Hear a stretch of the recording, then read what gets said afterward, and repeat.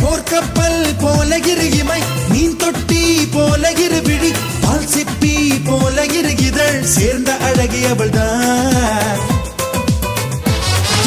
மின்காந்தம் போல ஒரு முகம், ஊசிப்பூ போல ஒரு இடை, கண்ட தூண் போல ஒரு உடல் கொண்ட மங்கையவள் தான். அவள் அழகென்ற வார்த்தைக்கு அகராதிதான், நான் சொல்கின்ற எல்லாமே ஒரு பாதிதான்.